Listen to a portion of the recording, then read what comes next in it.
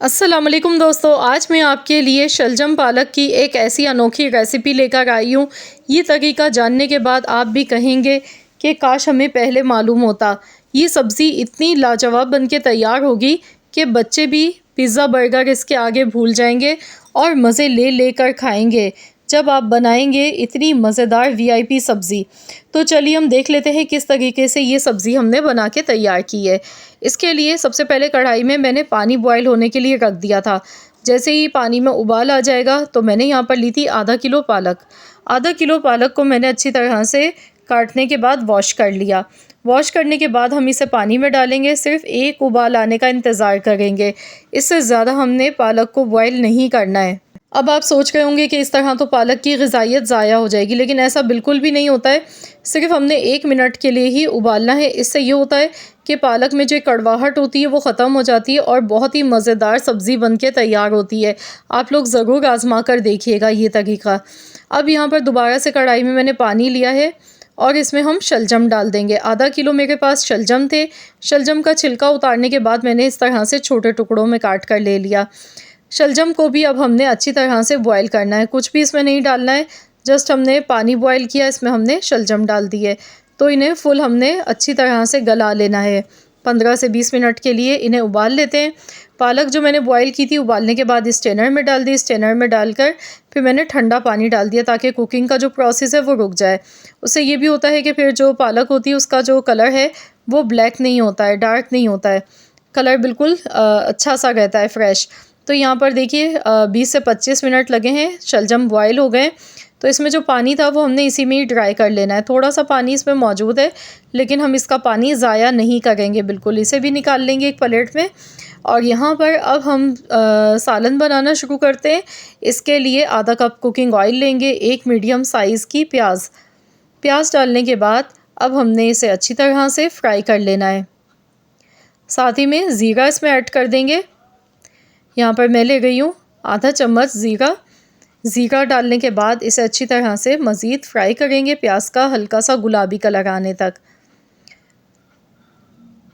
तो यहाँ देखिए प्याज का जो कलर है वो हल्का सा चेंज होने लगा है। तो इसमें 1 चम्मच भर के पिसा हुआ लहसुन अदरक का पेस्ट शामिल कर देंगे। अब इसे मज़ीद हमने फ्राई करना है इतनी देर तक जब तक कि लहसुन अदरक का जो पेस्ट है इसका कलर गुलाबी नहीं हो जाता है। यकीन मानिए अभी से इतनी ज़बरदस्त खुशबू आ गई है इसकी। ये देखें हल्का सा सुनहरा कलर आना शुरू हो चुका है। अब हमने इसमें टमाटर शामिल करने हैं। तो मैंने यहाँ पर एक बड़े साइज़ का टमाटर ले लिया था। अगर छोटे साइज़ के हैं तो आप 2 ले सकते हैं। मैंने बड़े साइज़ का टमाटर लिया। टमाटर मैंने एकदम बारीक काट के लिया है, छोटे छोटे टुकड़ों में। तो आपने भी इसी तरह से कटिंग करके लेना है ताकि टमाटर इसमें जल्दी से सॉफ्ट हो जाएं। तो यहाँ पर अब इसमें कुछ मसाले ऐड कर लेते हैं। 1 चम्मच लाल मिर्च का पाउडर, आधा चम्मच हल्दी पाउडर, 1 चम्मच धनिया पाउडर, नमक 1 टीस्पून। तो यहाँ पर ये सारे मसाले हमने इसमें मिक्स करने हैं अच्छी तरह से। मसालों को अच्छी तरह से भून लेना है। अगर आपको लगे कि मसाला चिपक रहा है नीचे या जलने का डर है तो आप इसमें थोड़ा सा पानी भी शामिल कर सकते हैं, लेकिन मैंने यहाँ बिल्कुल भी इसमें पानी नहीं डाला है। टमाटर के जो अपने जूसेस हैं उसी में ही ये मसाला अच्छी तरह से भुन जाएगा। तो यहाँ लगातार चम्मच चलाते हुए मैं मसाले को अच्छी तरह भूनती जा रही हूँ। आप देख सकते हैं टमाटर भी इसमें सॉफ्ट हो गए हैं बिल्कुल। अब इसमें हम शलजम शामिल कर देंगे जो हमने बॉयल किए हुए थे। तो यहाँ शलजम के साथ इसका थोड़ा सा पानी था वो भी इसमें ऐड हो गया है। तो इसे मिक्स कर लेंगे एक बार। इसके साथ ही पालक जो हमने बॉयल करके रखी थी वो भी इसमें शामिल कर देंगे। तो यहाँ पर देखिए पालक का कलर आपको दिखाऊंगी। बॉईल करने के बाद स्ट्रेनर में मैंने डाला था। स्ट्रेनर में फ़ौरन से मैंने ठंडा पानी डाला। उससे ये हुआ इसका कुकिंग का जो प्रोसेस था वो भी रुक गया और कलर आप देख सकते हैं पालक का कितना खिला खिला सा खूबसूरत सा कलर नज़र आ रहा है।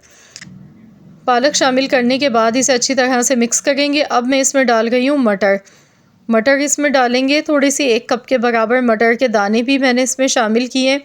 ये बहुत ही अच्छी लगती है मटर। अगर मटर है तो ज़रूर डालें, नहीं है तो आप स्किप भी कर सकते हैं। तो इस तरीके से आप लोग भी शलजम पालक और मटर की सब्ज़ी बनाकर देखें, बड़ी ही लाजवाब बनके ये तैयार होती है। लेकिन आपने सेम यही तरीका मेरा फ़ॉलो करना है तो इंशाअल्लाह ताला आपके घर में जो बच्चे शौक़ से नहीं खाते हैं सब्ज़ी तो वो भी आपसे फ़रमाइश पर बनवाएंगे। अभी मैं यहाँ इसमें पानी बिल्कुल भी नहीं है, मैं इसे कवर कर देती हूँ।